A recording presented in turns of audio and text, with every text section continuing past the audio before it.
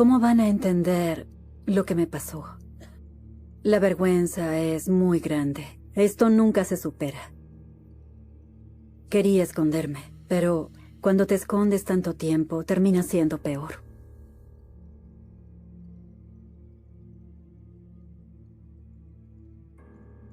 Que alguien me mintiera toda mi vida me hizo replantearme cada cosa. No sabía que había tanta maldad a mi alrededor. Encontramos los cuerpos. Sin dudas, ejerció violencia física contra todas ellas. Había ambulancias por todas partes. No podía entender qué había pasado. Cada día los investigadores buscan más pruebas contra su principal sospechoso. Pero no tenía idea de que mi vida corría más peligro.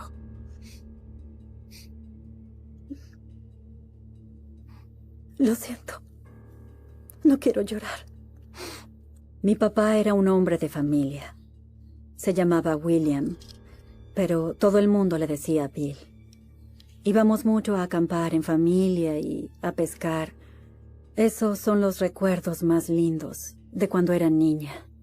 Yo soy la menor de 5 y era la típica niña de papá. Cuando era niña, mi papá lo era todo. Pero mis padres eran como el agua y el aceite. Su relación era muy tóxica. Mi mamá nunca me demostró cariño. Era una mujer muy alocada. Bebía mucho. Estoy segura de que la bebida era el motivo por el que tenían tantos problemas de pareja y peleaban todo el tiempo. Mi mamá hacía lo que quería y nunca iba a dejarse controlar. Ella salía a beber y a divertirse y no parecía querer ser madre. Yo pensaba que mi papá era el bueno. Sentía que mi padre era el que trataba de mantener unida a toda la familia.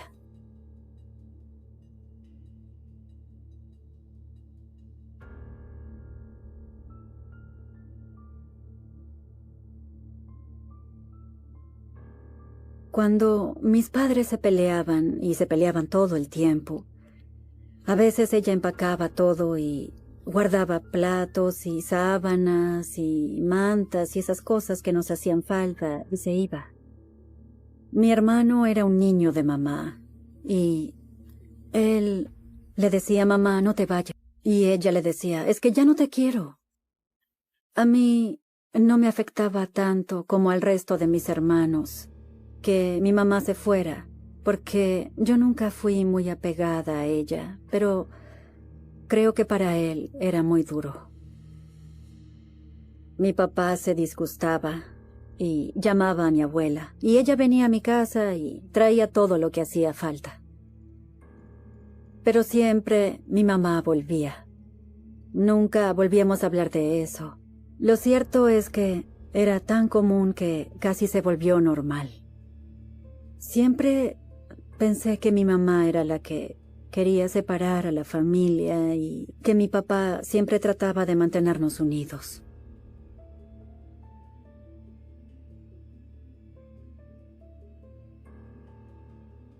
Sus peleas me daban cada vez más miedo. Mis padres decían cosas como, si no me los quedo yo, tampoco tú.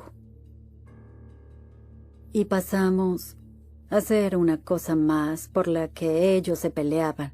Me desperté por los gritos de mis padres. Era una discusión fuerte. Mis padres estaban frente a mí y mi mamá sacó una pistola y le dijo que iba a matarnos si él no nos dejaba ir con ella. Creo que esa fue la primera vez que tuve tanto miedo, que les tuve terror a mis padres. Pensé que íbamos a morir, así de asustada estaba cuando era niña. Con frecuencia dormíamos juntas, las 3 niñas en una cama.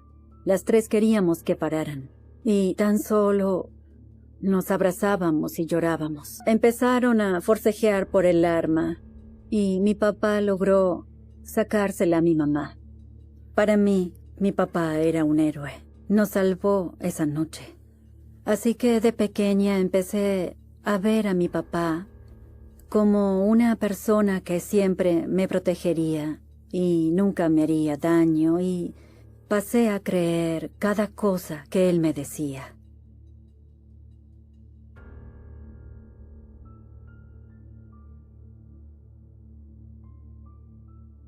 Pasaron unos meses y recuerdo que me despertó mi mamá. Nos subió al auto y yo no entendía a dónde estábamos yendo. ¿Por qué nos íbamos de noche? Y recuerdo esa sensación, estar aterrada. De hecho, todos gritábamos. Mi papá salió corriendo de la casa y trató de detenerla para que no nos llevara con ella. Mi mamá nos llevó a una casa que quedaba en el Bosque Nacional de Ocala. Nos ocultó en el bosque. No quería que mi papá nos hallara. Nos quería con ella. Yo no sabía que mi papá ignoraba dónde estábamos. Estuvimos ahí unas semanas, un par de meses. Durante el día, mientras mis hermanos estaban en la escuela, yo estaba afuera jugando. Y de pronto volví a ver a mi papá y me puse contenta. Mi papá nos encontró. Y recuerdo que me sentí muy aliviada porque volvería a casa. Fue después de ese incidente que mi mamá perdió nuestra custodia y fui a vivir con mi papá. Era como si ella hubiera muerto. Mi mamá no tenía ningún derecho en lo que hacía a nuestra vida. Y yo pensaba que mi vida siempre sería estupenda, que nunca más tendría que preocuparme ni tener miedo. Pero no tenía idea de que mi vida corría más peligro. Después de que mis padres se separaron y le dieron a él la custodia de todos nosotros, mi mamá perdió todos los derechos sobre nosotros. No podía visitarnos.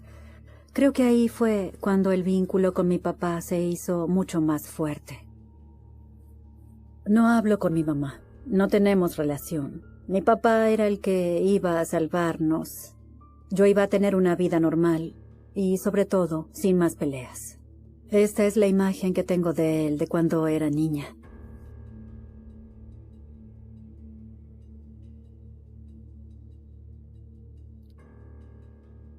Hay un hecho que recuerdo muy bien. Un día nos subimos al auto y llevamos a mi hermana a Jacksonville a un concierto de Alice Cooper. Éramos 5. Yo no dejaba de quejarme y mi papá estaba muy molesto y muy fastidiado.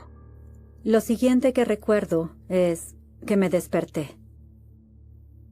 Había ambulancias por todas partes. No podía entender qué había pasado. Lo único que recuerdo son luces y gente por todos lados. Y toda mi familia estaba tendida en el camino. Pensé que estaban muertos. Yo no tenía nada, salvo un pequeño corte. Pero mi hermano quedó muy mal herido. Sufrió una lesión en la cabeza y tuvo que volver a aprender a caminar y hablar. Una de mis hermanas sufrió una conmoción cerebral. A mi otra hermana le quedó una cicatriz enorme en la frente. Y a mi otro hermano, que iba adelante, le enyesaron todo el cuerpo. Se había fracturado ambos fémures. Mi papá se rompió las costillas. El volante se le clavó en el pecho. Mi papá dijo que se había quedado dormido y que el auto había dado contra una piedra que había al costado del camino. Pero mi mamá culpó a mi papá por ese accidente. Ella decía que mi papá lo había hecho a propósito, que había querido matarnos a todos. Mi mamá conocía el pasado de mi papá. Cuando mi papá tenía 3 meses, su papá les había hecho lo mismo a él y a su mamá. Estrelló el auto para intentar matarlos a todos. Había demasiada coincidencia para no haber sido intencional, Pero como mi mamá bebía mucho y ya había actuado tan mal, no le creyeron, no le prestaron atención.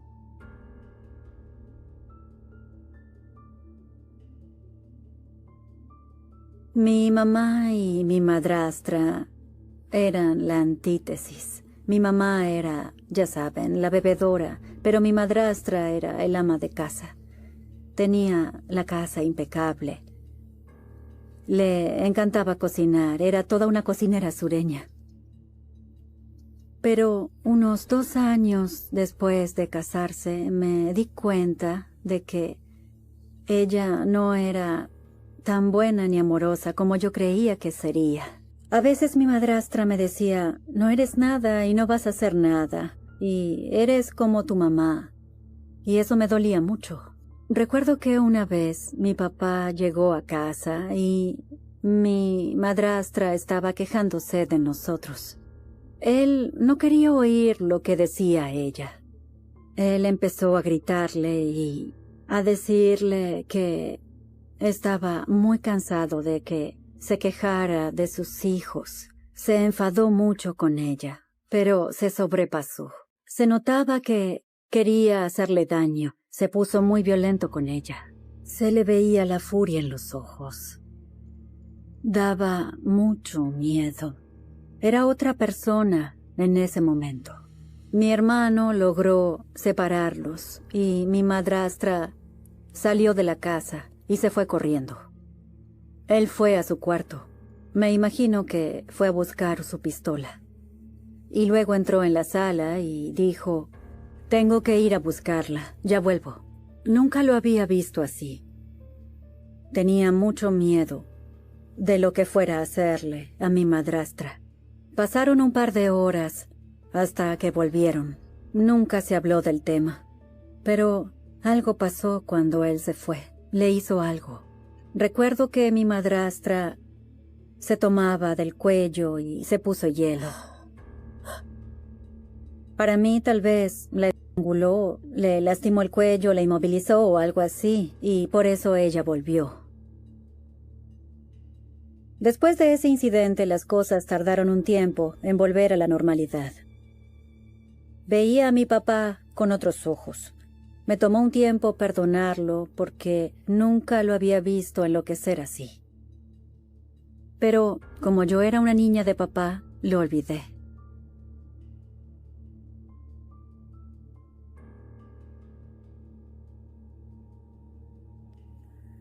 Lavábamos la ropa todos los días con mi papá y mi madrastra. Éramos un batallón. Éramos 9 y las mujeres nos ocupábamos de la casa. Una vez mi hermana estaba lavando la ropa y vio que había sangre en la camisa y los pantalones de mi papá. Y ella le preguntó, ¿qué pasó? Oye, papá. Sí. ¿Qué? ¿Qué pasó con tu ropa? Y él se molestó mucho con ella y fue muy brusco. Le dijo, me corté el dedo, no te preocupes. Era raro que hubiera tanta sangre. Yo no creo, a menos que sea un corte muy grande en el dedo que necesite sutura, que salga tanta sangre y manche toda la ropa. Pero ella no lo cuestionó cuando él le dijo que se había cortado.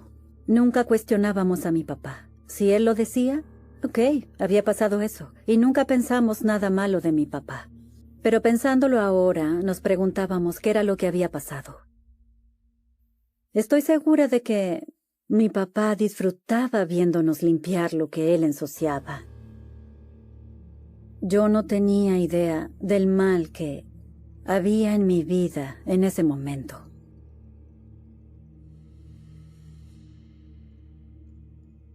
Mi papá empezó a actuar de otro modo. No sabía que había tanta maldad a mi alrededor.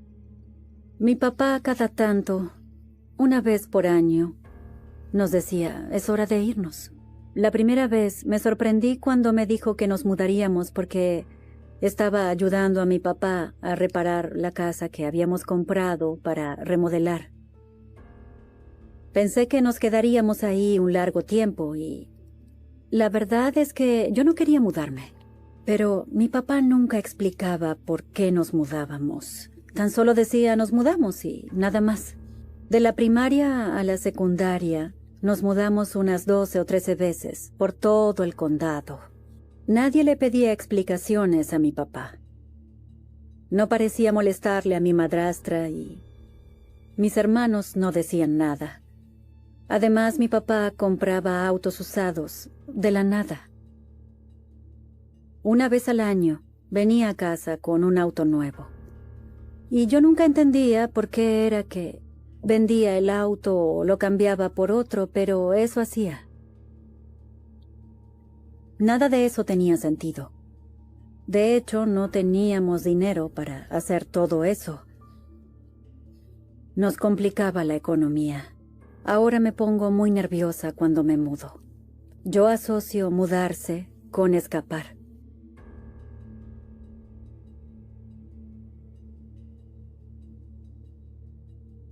Cuando nos mudábamos, buscábamos otra iglesia.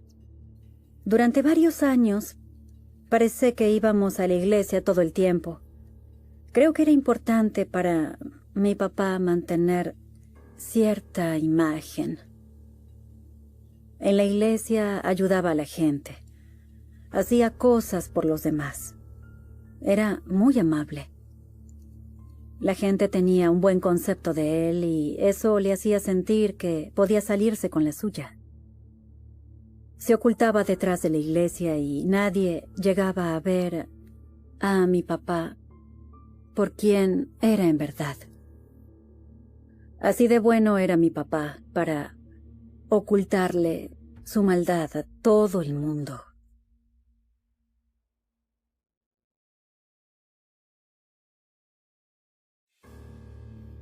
Recuerdo que una vez estaba esperando a mi novio y mi papá le dijo, oye, quiero hablarte en el cuarto. Yo no sabía qué iba a decirle mi papá a mi novio, pero me preocupó mucho y me desconcertó que mi papá se llevara a mi novio a otra habitación para tener una charla. No llegaba a oír lo que pasaba ahí adentro. Pero no estuvieron hablando mucho tiempo. Después de salir de la habitación, mi papá fue y se sentó en el sofá como si nada. Y luego mi novio y yo nos subimos al auto y nos fuimos. Él estaba muy callado. Y yo le pregunté, ¿qué pasó? ¿Qué fue lo que te dijo? ¿Qué quería? Mi novio dijo que lo amenazó. Le dijo a mi novio, puedes desaparecer y nadie te encontrará. Yo me reí. Jamás creí que pudiera hacer una cosa así. Creí que estaba alardeando, así que lo olvidé. Mi papá era un buen tipo. No era capaz de eso. Jamás pensé que hablaba en serio sobre hacer algo que fuera intimidante.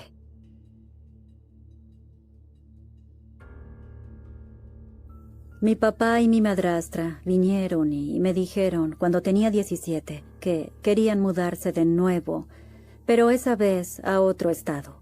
Y por primera vez me puse firme y dije no, me quedaré en la misma escuela hasta graduarme. Mi papá me dejó con mi hermana y mi sobrina y terminé casándome con mi primer esposo y formando mi propia familia.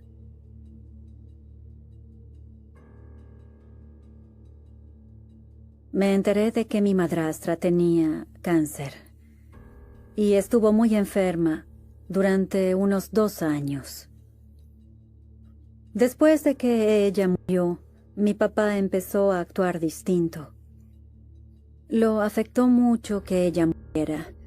Él no lograba superarlo.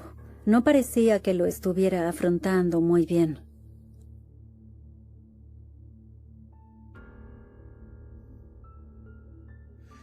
Él actuaba muy raro. Estaba muy nervioso y tenso, casi como si algo lo estuviera carcomiendo. Después de que murió mi madrastra, mi papá empezó a actuar distinto. Yo me había casado y formado mi propia familia, y una vez vino a mi casa con un regalo y sacó una peluca. Era una peluca larga y rubia, al estilo Dolly Parton. Me preguntó si quería la peluca para que las niñas jugaran a disfrazarse. Mi papá me dijo que había estado de compras y paró y anotó sus datos para un sorteo y ganó una peluca. Y en ese momento pensé, ¿no es muy raro ganar una peluca? Para mí era un regalo extraño, pero mis hijas enseguida empezaron a jugar con ella. Les parecía lo mejor. Había hecho entrar su maldad en mi casa. Y creo que eso le gustaba, que no tuviéramos idea.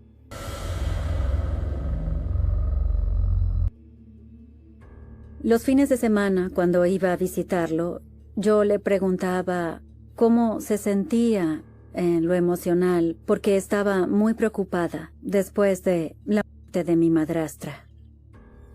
Y una de esas veces en que fui a visitar a mi papá, tuvimos una conversación. Oye, ¿sabes por qué hay un colchón quemado en la basura? Mi papá me respondió, necesitaba uno un poco más cómodo. Y luego él me dijo, lo prendí fuego, lo quemé. Y eso me pareció algo muy extraño. Digo, ¿por qué tan solo no desecharlo? Casi todos lo arrojan a la basura, no lo queman.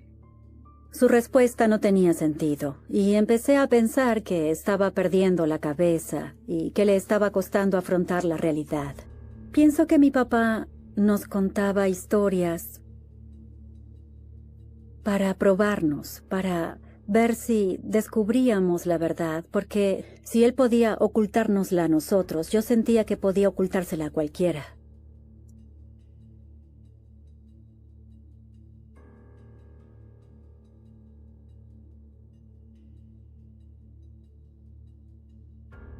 Una vez mi papá vino a mi casa, cerca de las 6 o 7 de la tarde, pero él siempre venía más temprano y actuaba muy raro.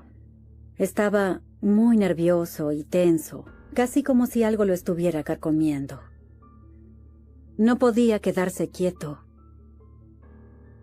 Miraba para todos lados, casi como paranoico. Y en ese momento mi esposo y yo nos preguntamos, ¿qué pasa? ¿Está bien? ¿Qué le está pasando? ¿Por qué actúa tan raro? Ninguno de los dos se explicaba por qué estaba actuando de esa manera, pero lo único que se me ocurría era que debía costarle mucho superar la muerte de mi madrastra. Por lo general, él se quedaba a dormir y a la mañana yo me levantaba y le preparaba el desayuno. Y conversábamos. Él jugaba con las niñas antes de irse a su casa. Pero esa vez me desperté y ya se había ido.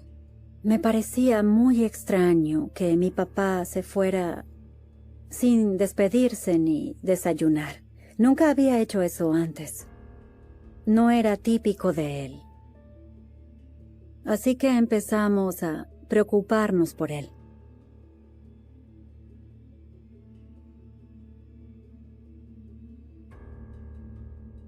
En esa época mi esposo estaba en el equipo SWAT y tenía un localizador, y podían llamarlo en cualquier momento. Habíamos salido de compras y recibió un mensaje de su sargento. Entró e hizo una llamada. No me pareció raro. Y cuando salió me miró y yo le dije, ¿qué pasó? Y me dijo que mi papá estaba detenido por homicidio. Mi ex esposo me dijo que habían arrestado a mi papá porque había matado a alguien. Me quedé helada. No podía creerlo.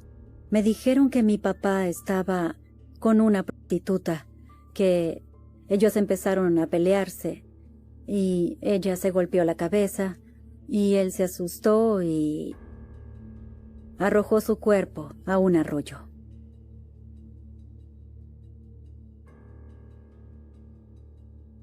Cuando salió en las noticias que habían hallado a una mujer, un taxista la reconoció y dijo, oigan, yo dejé a esa mujer en una casa, y ahí fue cuando supieron que él era el que la había matado.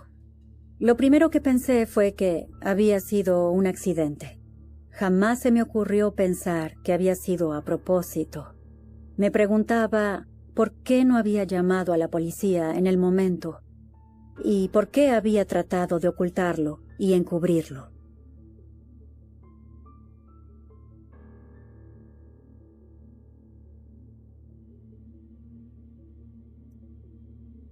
Había un detective que oyó la noticia que hablaba del arresto de mi papá. Y el crimen de mi papá en Carolina del Norte parecía muy similar a unos crímenes no resueltos que él investigaba en Florida. Yo seguía pensando que tenía que haber un error.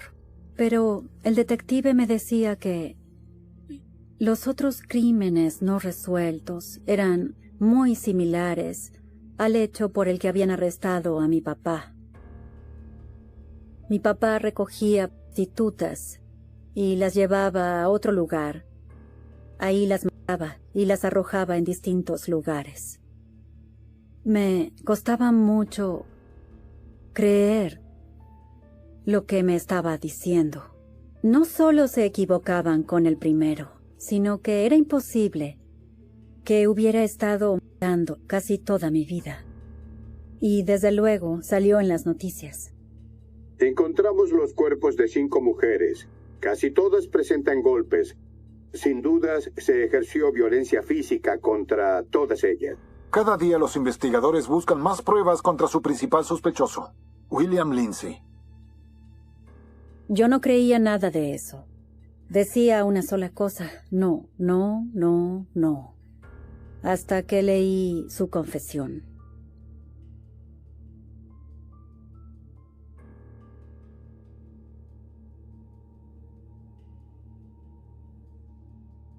Es muy duro mirar estas fotos. Mi papá decía que él iba a buscar a sus víctimas donde había mucha droga y prostitución. Para mí, él mataba mujeres que le recordaban a mi mamá. Así descargaba su ira por mi mamá. Mataba a mi mamá una y otra vez, sin en realidad matarla. Los lugares en los que arrojó muchos de los cuerpos eran lugares a los que nos había llevado de niños a pescar y acampar. Sé muy bien dónde queda este lugar. Yo tenía unos 8 años cuando iba a pescar ahí. Era su forma de volver a la escena del crimen y revivir lo que había hecho. Me resulta aberrante que haya usado un lugar lleno de recuerdos felices para hacer el mal. Todas las mudanzas, los autos, la peluca que les regaló a mis hijas para jugar, todo encajaba. Sentí que toda mi vida era una mentira, que esa persona que quería tanto no era la misma, era otra persona.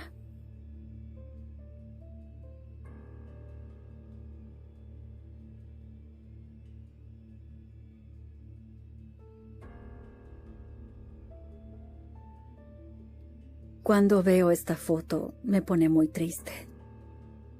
Mi papá no es el de la foto. No sé quién es esta persona.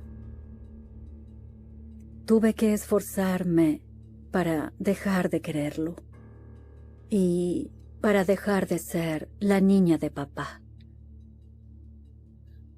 Después de que arrestaron a mi papá, tuvo que librar una segunda batalla contra el cáncer. Y la última vez que fui a verlo a prisión supe que sería la última vez que lo vería en mi vida. Y recuerdo que cuando se lo llevaban, yo me quedé mirando hasta que se fue.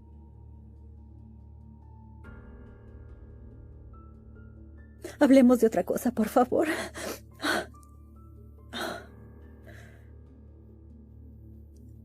Detesto ser una niña de papá. Lo detesto.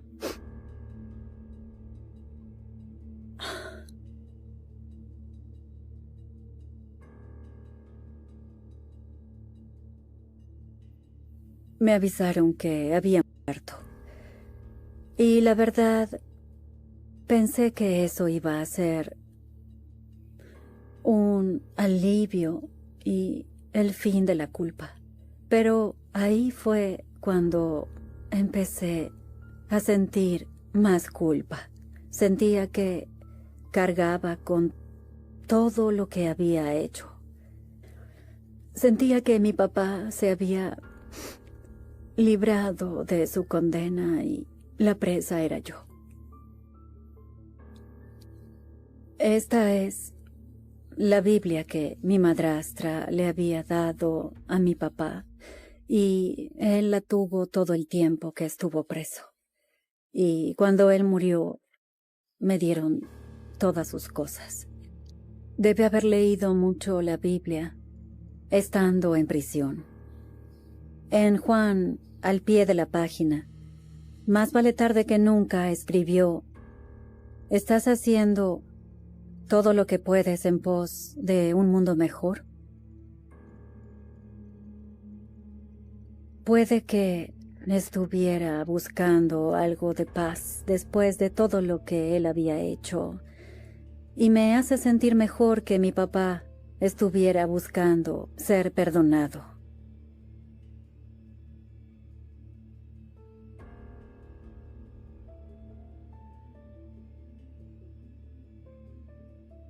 Yo estaba muy enfadada con mi mamá, pero ya no estoy enojada con ella y siento que es hora de olvidar. Cuando uno crece, no es bueno guardarse nada y hay que saber olvidar.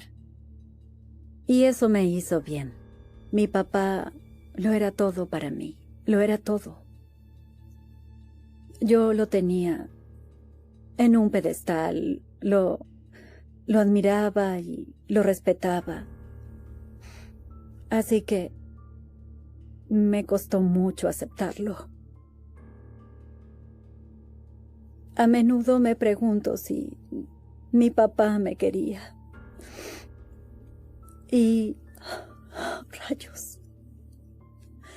Yo creo que nos quería. Creo que había dos personas. Estaba la buena y la mala, y creo que, por desgracia, la mala ganaba muchas veces. Estoy acá porque espero hacerles saber a las familias de las víctimas que todos nosotros lo sentimos. Lamento que les haya pasado esto. Y desearía poder volver en el tiempo y cambiar lo que pasó, pero no puedo. No todos los secuestradores gritan. Algunos hablan con ternura, dicen buenos días, preguntan si has comido y hasta dan las gracias cuando cuelgan el teléfono. Y es eso, precisamente eso, lo que hiela la sangre. La primera llamada entró a la comisaría a las 02:47 de la madrugada. La agente de turno pensó que era una broma. Una voz masculina, joven, suave, demasiado tranquila. Buenas noches, oficial. Necesito orientación legal, dijo la voz. Silencio. ¿En qué puedo ayudarlo, señor?, respondió la agente mientras tomaba nota. Digamos que tengo una persona conmigo. No está herida, no grita, pero no puede salir. ¿Está usted en una emergencia? No exactamente, pero temo haber ido demasiado lejos. Y no sé cómo volver atrás sin hacer más daño. Y colgó. Se rastreó la llamada. Un teléfono público, detrás de una estación de tren abandonada en las afueras. La policía llegó 20 minutos después. Solo encontraron un auricular colgando, y justo en la pared del teléfono, escrita con tiza blanca. Una palabra. Lo siento. Nadie entendía nada. Pero eso solo era el principio. Días antes, una chica de 17 años, llamada Marina Keller, había desaparecido saliendo del instituto. Una joven normal, buenas notas, novio estable, familia presente. La última vez que se la vio fue en una cámara de seguridad, caminando por el estacionamiento del campus. Luego, nada. Ni rastro, ni testigos, ni huellas. La policía activó la alerta. La prensa publicó la foto, pero Marina parecía haberse desvanecido del mundo. Hasta esa llamada, el segundo contacto fue aún más extraño. 3 días después, misma voz. Esta vez a las 3 en punto. Oficial, sé que están buscando a Marina. ¿Está con usted? Sí. ¿Está bien? Física, sí. Mental. No lo sé. Todavía llora al dormir. El oficial pidió hablar con ella. El hombre negó. No aún. No está lista. Yo solo quiero hacer esto bien. Quiero devolverla. Pero no sé cómo. Y no quiero que me maten por intentar hacer lo correcto. Y colgó de nuevo. El caso se convirtió en una pesadilla mediática. El secuestrador amable, lo llamaban. El monstruo que pide ayuda. Un loco arrepentido o un manipulador peligroso. Y mientras el mundo opinaba, Marina seguía sin aparecer, y las llamadas seguían llegando. La tercera fue diferente. Llamó a la línea directa del FBI. Pidió hablar con una mujer. No confío en los hombres armados, dijo. La agente especial Rachel Nunes lo atendió. Ella grabó toda la conversación. ¿Por qué la retienes?, preguntó con calma. Porque no sé cómo vivir sin ella, dijo él. ¿La conocías? No. Solo la vi una vez. En la biblioteca. Estaba sola. Me pareció transparente. Como si no estuviera del todo aquí. Y quise protegerla. De todos. Del mundo. De sí misma. ¿Y ahora? Ahora me doy cuenta de que yo también soy parte del peligro. Y colgó. Rachel repitió esa llamada 20 veces esa noche. No había odio en esa voz, ni desorden, solo una calma que dolía, una lógica torcida, pero construida con palabras suaves. Y detrás de esa lógica, una niña llorando, en alguna parte, sola, encerrada, esperando. Mientras los agentes buscaban patrones, los analistas comenzaron a estudiar la voz. Descubrieron algo escalofriante. No era un improvisado, era un manipulador entrenado, alguien que sabía cómo evocar compasión, cómo hablar sin decir nada, cómo sembrar culpa en quien debía atraparlo. Y al mismo tiempo, parecía querer ayuda, parecía querer ser detenido. Los padres de Marina aparecieron en televisión, rogaron por su vida, pidieron piedad. 2 días después, otra llamada. Esta vez, Marina habló. 3 palabras, susurradas. Estoy aquí, aún. Y entonces, un gemido ahogado, y el teléfono colgó. La policía redobló la búsqueda. La ciudad se llenó de agentes. El FBI distribuyó mapas, análisis geográficos, reconstrucciones de voz. Y entonces, la voz llamó de nuevo. Ahora tienen miedo, ¿verdad? Pero yo no soy el monstruo. El mundo es peor. ¿Quién ayuda a las marinas antes de que alguien como yo las vea? Nadie. Yo al menos la escucho. ¿Dónde está? Donde nadie más va. En un lugar sin ruido. En un cuarto donde el tiempo no pasa. Donde puede dormir sin que nadie la juzgue. ¿Y tú? ¿Duermes? No desde que la tomé de la mano y crucé la línea. Y colgó. Los expertos decían que era un narcisista. Otros, un psicótico disfrazado de empático. Pero Rachel creía otra cosa. Este hombre no secuestró por placer, dijo en sesión privada. Este hombre secuestró para no estar solo. Y esa teoría cambió todo. En los registros de llamadas había un patrón. Siempre después de las 2 de la madrugada. Siempre desde cabinas públicas, siempre dentro de un radio de 10 kilómetros. Pero una noche rompió su patrón. Llamó desde un móvil. Rachel contestó. ¿Dónde estás?, preguntó. Más cerca de lo que imaginas, dijo él. ¿Por qué me sigues llamando? Porque contigo no me siento una aberración.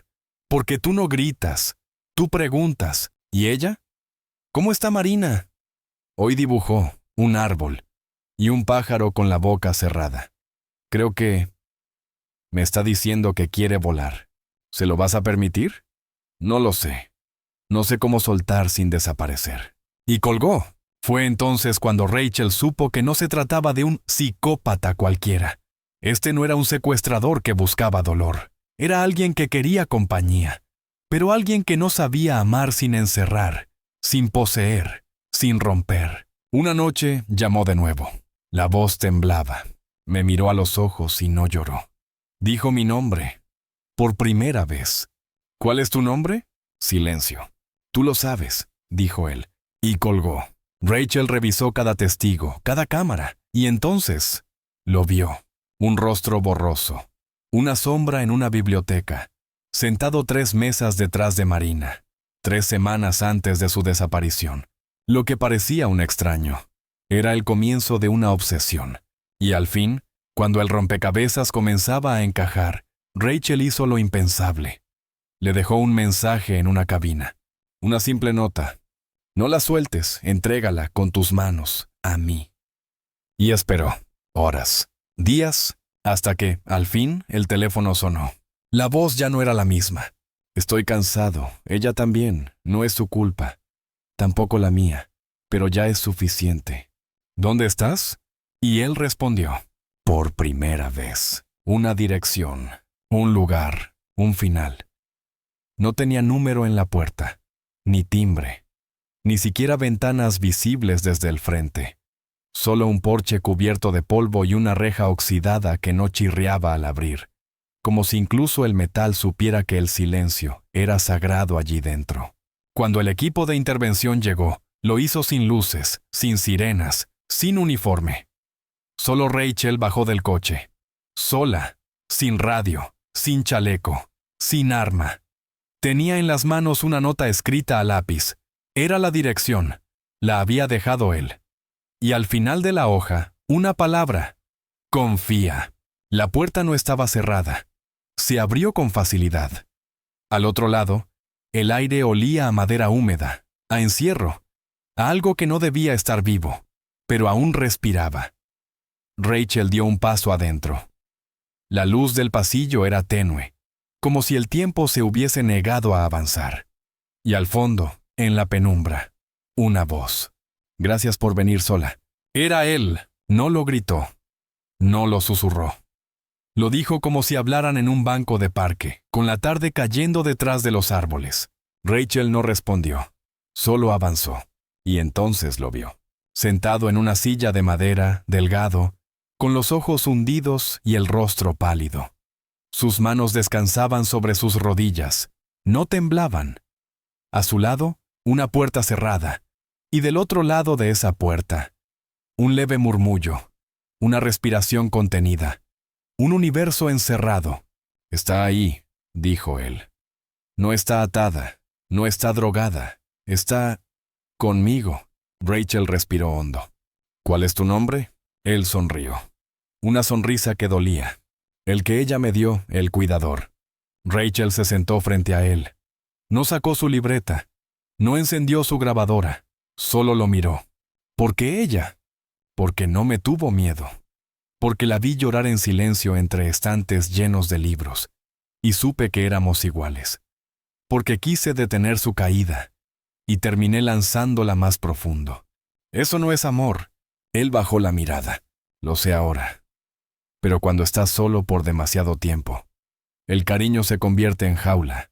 Y no ves los barrotes hasta que el otro deja de moverse. Rachel miró la puerta. ¿Puedo verla? Él asintió, pero no se levantó. Solo, no la toques todavía, tiene miedo. No de ti, de salir. Rachel abrió la puerta lentamente, y allí estaba.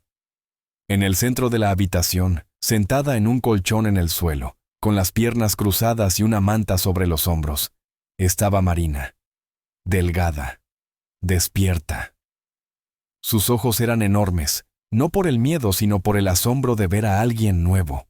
Rachel no dijo nada, solo se arrodilló. Y con la voz más suave que tenía, pronunció su nombre. Marina.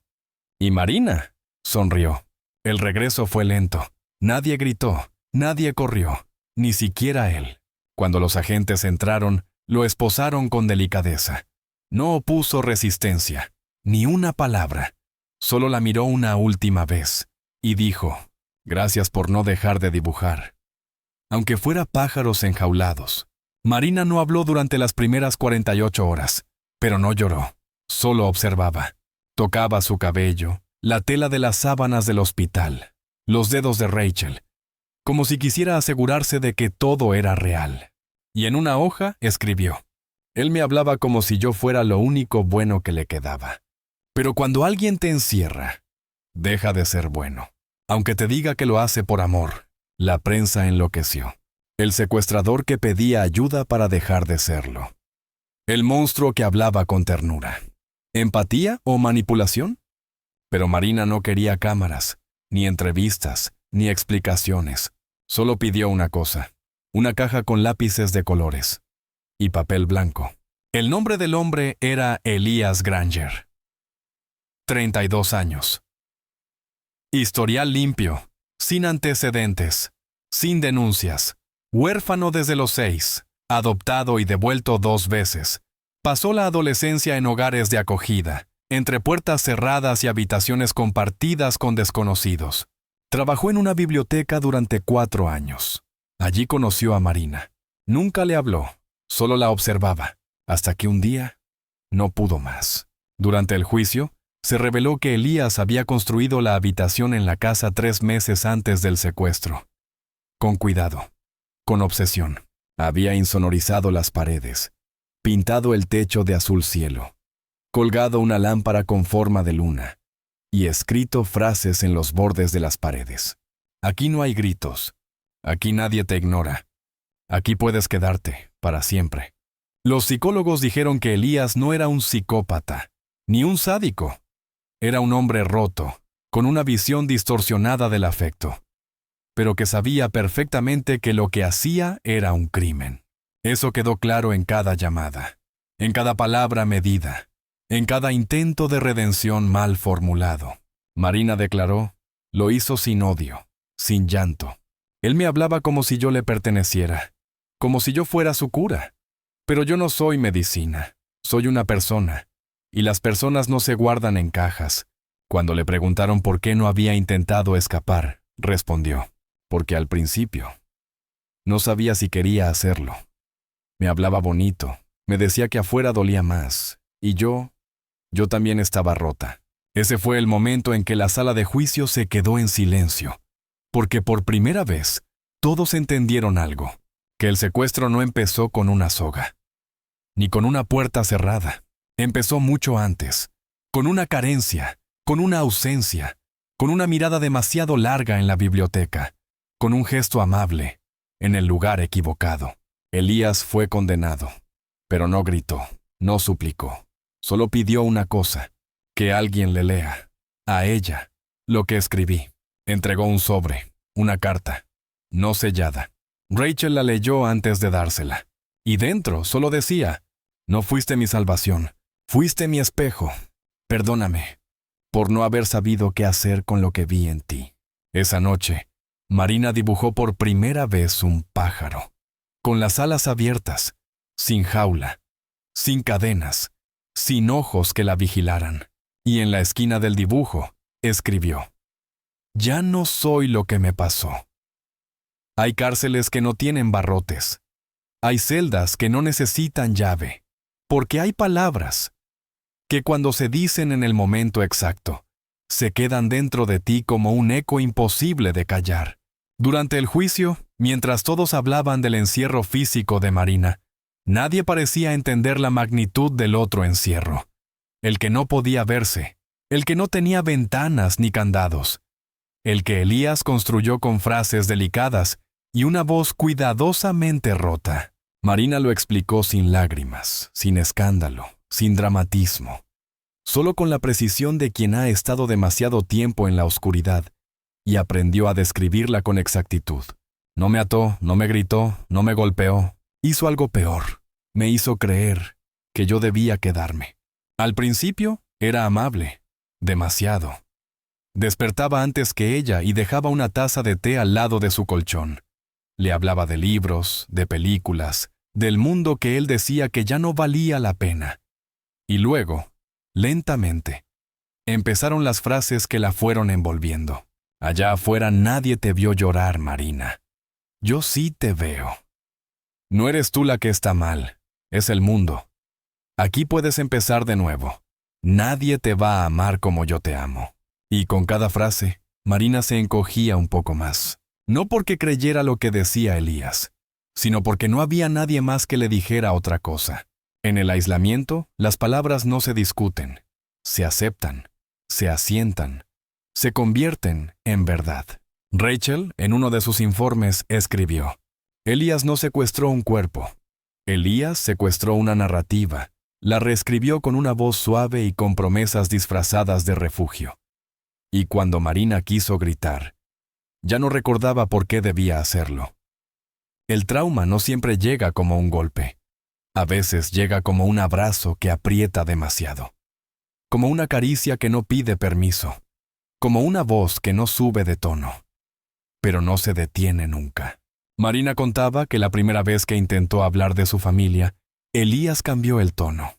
Ellos te dejaron sola, dijo él. Yo no. Y ese yo no se le quedó en la garganta por días, porque no sabía cómo responderle, porque durante mucho tiempo, en su casa, nadie la había escuchado de verdad.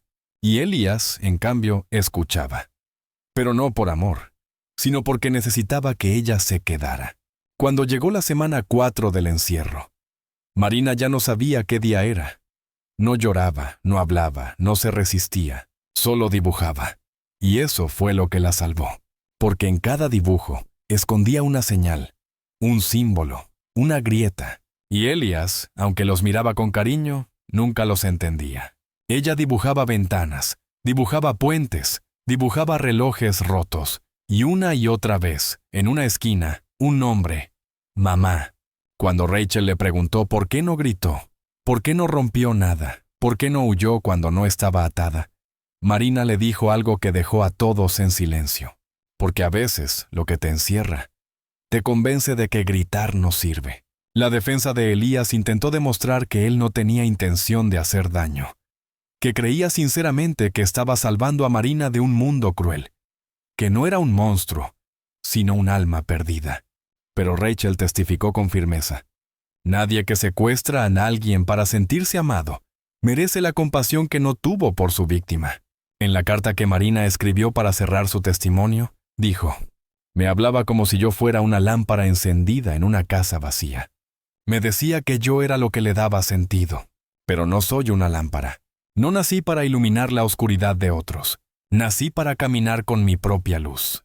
Los psicólogos que evaluaron a Elías dijeron que su perfil era atípico, era funcional. Leía filosofía, sabía cuándo retirarse, pero tenía un patrón.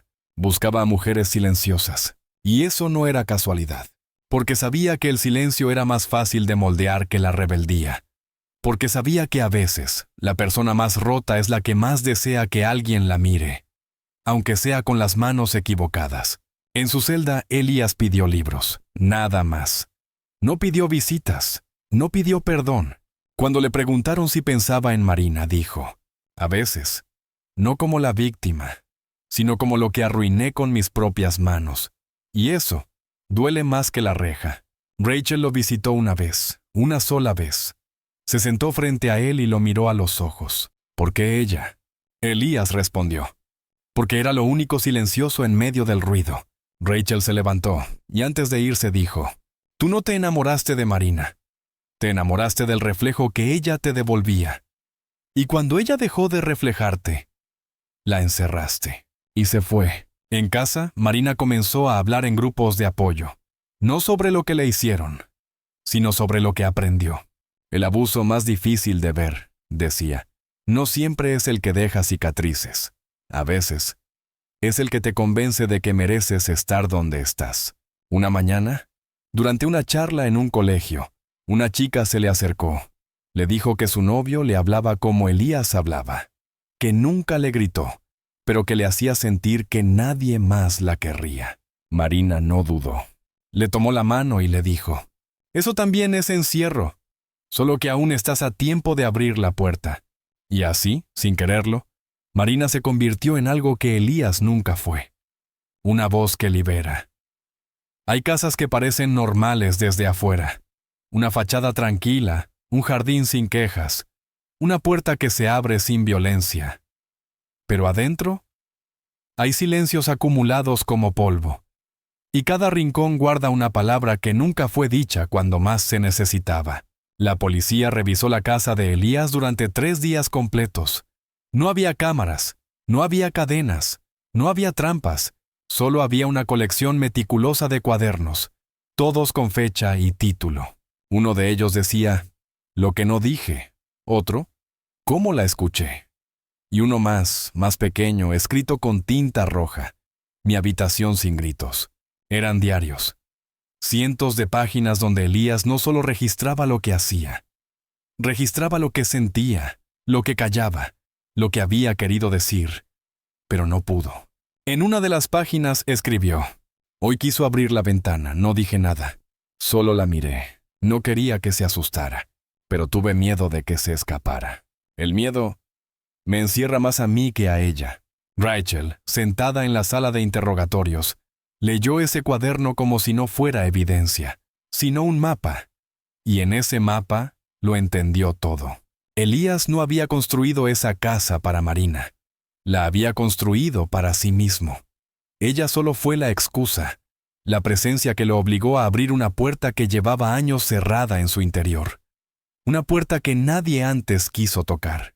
Los cuadernos hablaban también de la infancia, de un hogar de acogida donde nadie lo abrazaba, de una escuela donde las palabras «estás bien» no existían, de una adolescencia sin nombre, sin voz, sin lugar, y luego, el silencio.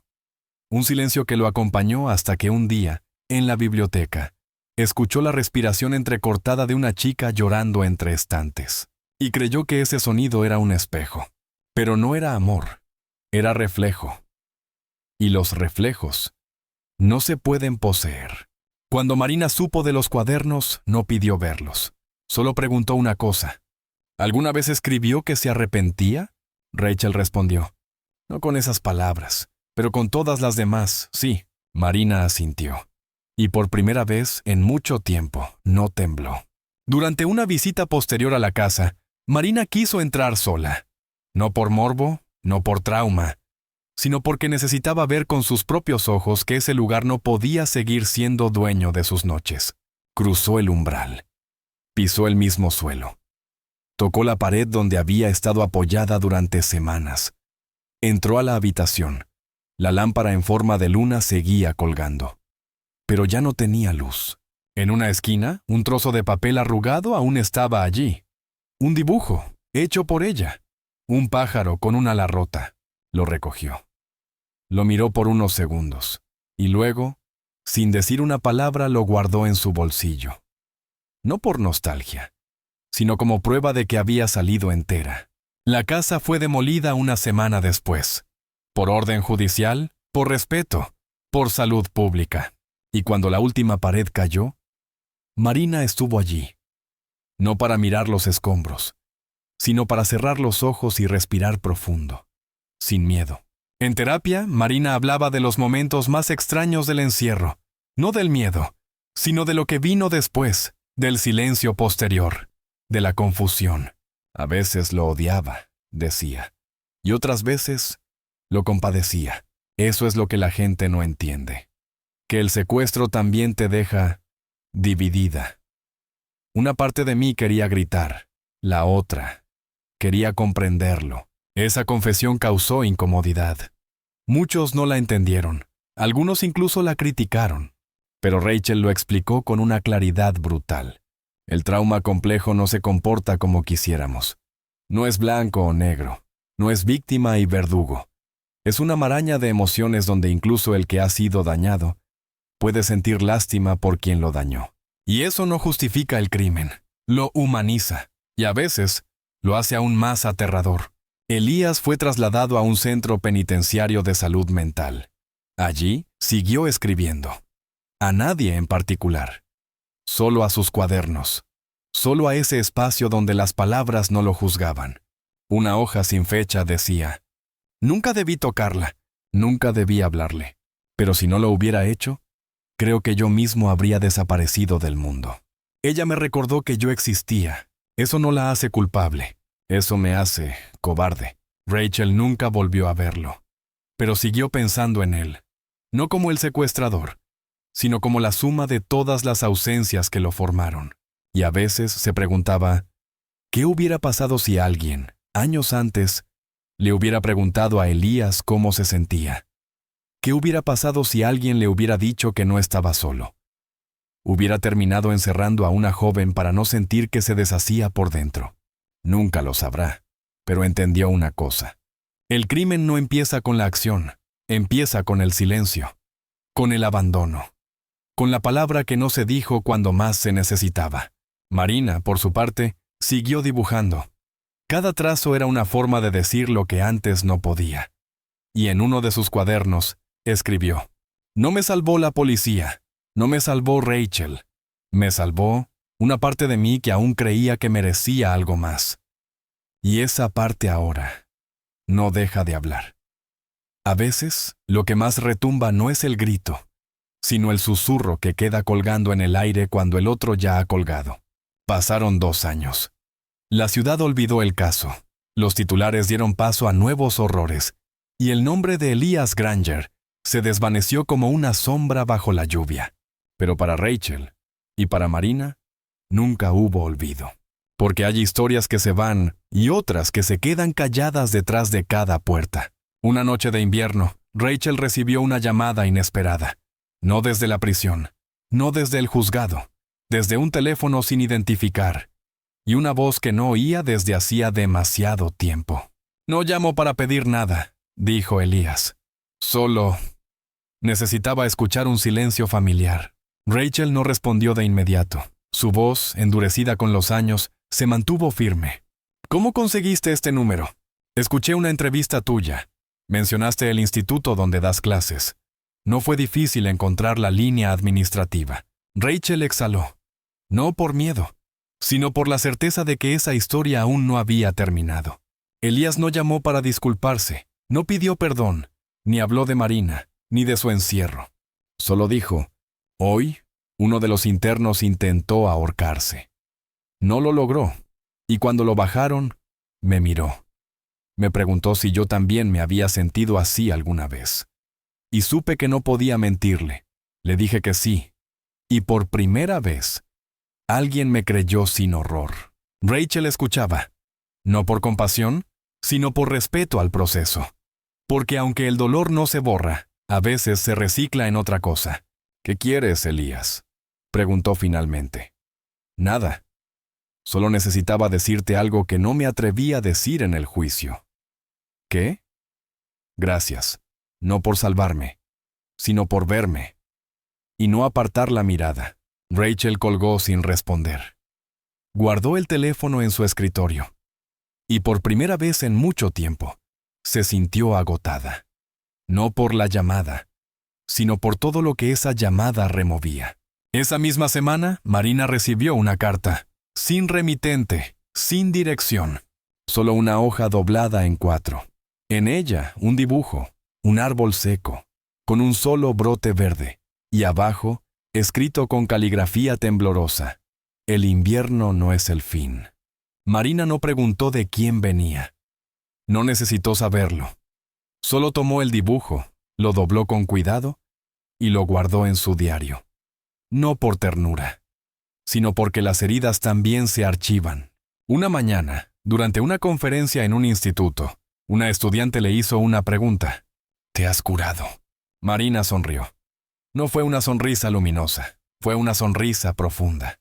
No creo que uno se cure como quien se pone una tirita, pero aprendí a caminar con las cicatrices, y ya no me sangran al tocarlas. En la prisión, Elias siguió escribiendo. Ya no cuadernos de delirio, sino cartas a nadie, reflexiones que dejaba en la biblioteca del penal. A veces hablaba de Marina, a veces de sí mismo. Pero en todas, había una frase que se repetía como un mantra.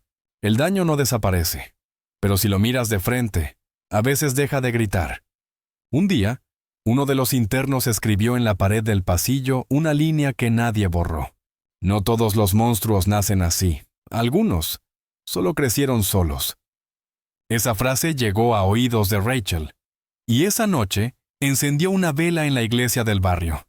No por Elías, no por Marina, sino por todos los nombres que nunca llegaron a pronunciarse. En una carta privada a su terapeuta, Marina escribió: a veces sueño con la habitación, no como una pesadilla, sino como un recuerdo frío. Pero ahora, en mis sueños, la puerta está abierta, y yo estoy sentada afuera, viéndola sin entrar. La última llamada de Elías fue breve. Solo duró 17 segundos.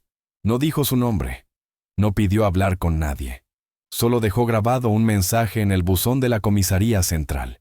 Si vuelvo a nacer, quiero hacerlo en una casa donde alguien diga, te veo, antes de que el silencio me convierta en otra cosa. Y nunca volvió a llamar. Rachel lo escuchó una vez más, solo una, y entendió por fin que no todas las historias de horror terminan con castigo. Algunas terminan con una pregunta que nadie quiere hacer porque sabe que la respuesta no lo va a dejar dormir. Y si el monstruo solo necesitaba ser escuchado antes de volverse uno. Algunas personas, después del horror, no vuelven a mirar igual, no porque pierdan la vista, sino porque los ojos aprenden a defenderse, a protegerse de lo que un día los atravesó sin permiso. Durante meses, Marina evitó los espejos, no por vanidad, sino porque en su reflejo aún vivía aquella versión suya que no supo salir a tiempo. Esa chica que callaba cuando debía gritar, que sonreía cuando tenía miedo, que dibujaba pájaros sin cielo, hasta que un día, sin pensarlo, se detuvo frente al espejo del baño, el mismo que había cubierto con una toalla durante semanas, y esta vez no apartó la mirada, no lloró, no se tocó el rostro, solo se observó como quien se encuentra después de haberse extraviado en un bosque demasiado espeso. Y por primera vez, en mucho tiempo pensó, sigo aquí y sigo siendo mía. Rachel la vio esa tarde y notó algo distinto. Los hombros de Marina no estaban tan encogidos, su voz era más firme, y sus ojos ya no se apagaban cuando hablaba del pasado. Ahora lo hacían con una calma que dolía menos. ¿Cómo estás hoy?, le preguntó. Hoy estoy. Y eso ya es un milagro. A veces, el proceso de sanar no tiene sonido, no tiene aplausos ni fechas exactas. Es silencioso, lento, como una semilla que brota bajo tierra, lejos de los ojos, lejos del ruido. Pero cuando rompe la superficie, lo hace con fuerza. Marina comenzó a estudiar psicología, no para entender a Elias, sino para entenderse a sí misma. Y en cada clase, cada libro, cada caso, sentía que recuperaba algo que antes le habían arrebatado. El derecho de hacer preguntas y el poder de no tener miedo de las respuestas. En uno de sus ensayos universitarios escribió: sobrevivir no es resistir, es reconstruirse. Es decir, esto me pasó sin que te tiemble la voz. Es volver a mirarte y reconocerte más allá del daño. Su profesora lo leyó en voz alta frente a toda la clase. Y al terminar, hubo un silencio que no se rompió con aplausos, se rompió con lágrimas. Marina no contaba su historia para dar lástima. Tampoco buscaba ser heroína. Solo quería mostrar que incluso después de tocar el fondo, se puede subir. Y al subir, ver distinto, ver mejor, ver más allá. Una tarde, caminando por el parque donde solía pasear con su padre cuando era niña, se encontró con una banca vacía. Se sentó, sacó su libreta y comenzó a dibujar. No un pájaro, no un árbol. Dibujó 2 ojos. Uno de ellos estaba cerrado, el otro abierto, y entre ambos una palabra escrita en trazos finos. Tiempo. Rachel la acompañaba desde lejos, siempre atenta, siempre cerca, sin invadir. Habían construido algo que ni el juicio, ni la prensa, ni el dolor pudieron romper. Una alianza entre sobrevivientes, porque Rachel también cargaba lo suyo. También había sido niña en una casa donde nadie preguntaba si estabas bien. También había aprendido a leer el mundo con los ojos entrecerrados, para evitar ver demasiado. Y al ver a Marina mirar el mundo de frente, entendió que no todo se hereda, que el ciclo se rompe cuando alguien dice, «Hasta aquí». Una noche, Marina se despertó sobresaltada. Había soñado con Elías, pero esta vez no estaba en la casa. Estaban en una estación de tren, él en un andén, ella en otro, y entre ellos un cristal. Elías ponía su mano sobre el vidrio. No hablaba, solo la miraba. Y ella no tenía miedo, solo pena. Una pena honda, pero serena. La pena de quien ya entendió que algunas personas no se salvan y que no es tu culpa no haber podido hacerlo. Esa mañana escribió en su diario, «Ya no espero que se arrepienta. Ya no necesito entender por qué lo hizo.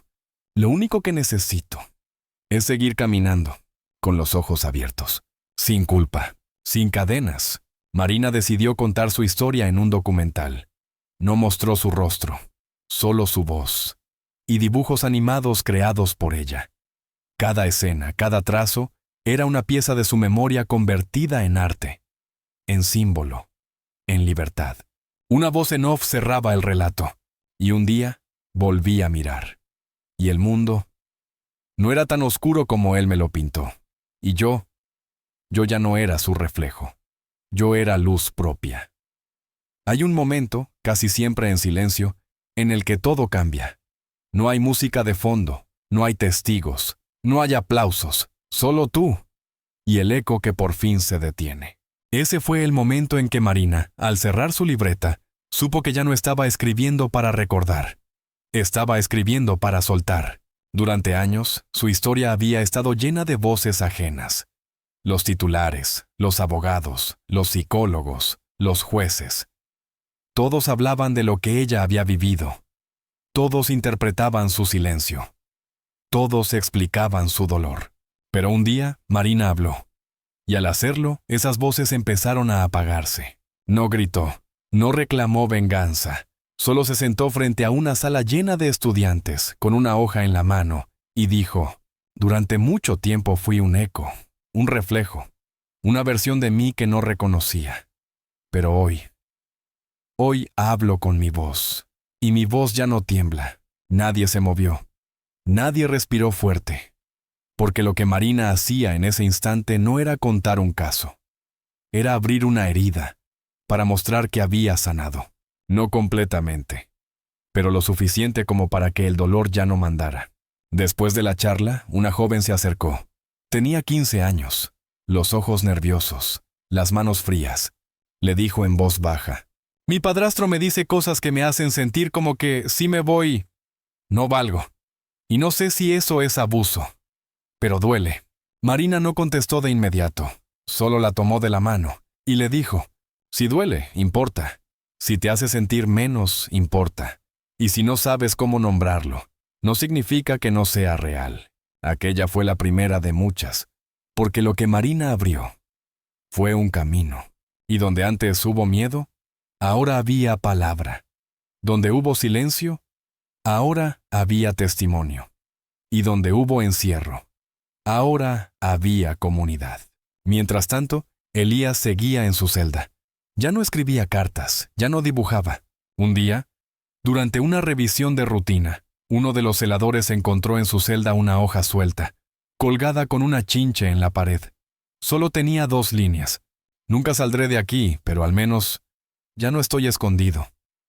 Cuando Rachel recibió la noticia, no dijo nada. Solo cerró los ojos. Y por dentro, pensó en todos los nombres que habían cruzado su escritorio. En todos los rostros que nunca fueron noticia.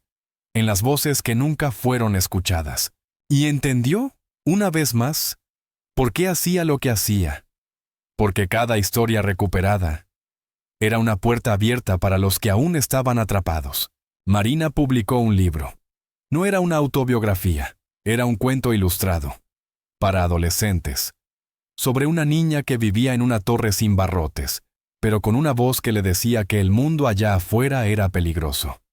Una niña que un día descubre una escalera escondida y decide bajarla. El libro se llamaba La voz que me salvó. En la dedicatoria decía: para todas las que alguna vez creyeron que ser amadas era lo mismo que ser obedientes. Los años pasaron, y la historia dejó de ser una herida abierta.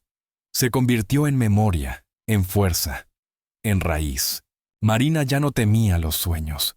Ahora los usaba para imaginar.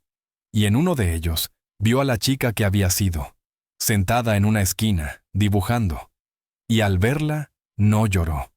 Solo se acercó, la abrazó, y le dijo: «Lo lograste, estamos aquí». Ese sueño la acompañó cada vez que dudaba, cada vez que el pasado quería susurrarle que aún era prisionera. Y entonces ella respondía: «No, ahora soy mi voz, y mi voz no obedece al miedo». El documental que hizo años atrás fue proyectado en más de 40 escuelas. En cada una, hubo alguien que se quedó sentado al final, en silencio, con la cabeza agachada. Y cada vez Marina se acercaba. No para aconsejar, sino para escuchar, porque ahora lo sabía. A veces, lo más valiente no es hablar, es estar presente cuando alguien por fin se atreve a hacerlo. Rachel, ya retirada, fue a verla una tarde. Se sentaron juntas en una cafetería. Marina le contó que se había graduado, que estaba en pareja, que dormía tranquila. ¿Y él?, preguntó Rachel. «No lo pienso mucho, ya no me pertenece. Él fue un capítulo. Yo soy todo el libro». Y en ese momento, Rachel sonrió, porque entendió que había algo que el sistema no había logrado quitarle a Marina: su derecho a definirse por lo que había hecho después, no por lo que le hicieron, sino por lo que decidió construir con los pedazos.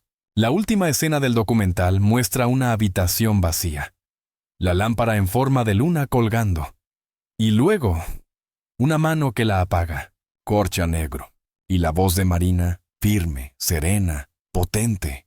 «Esta ya no es mi historia, es la de todas las que están aprendiendo que salir no es el final, es solo el primer paso para volver a ser voz, propia, inquebrantable, libre, y para siempre».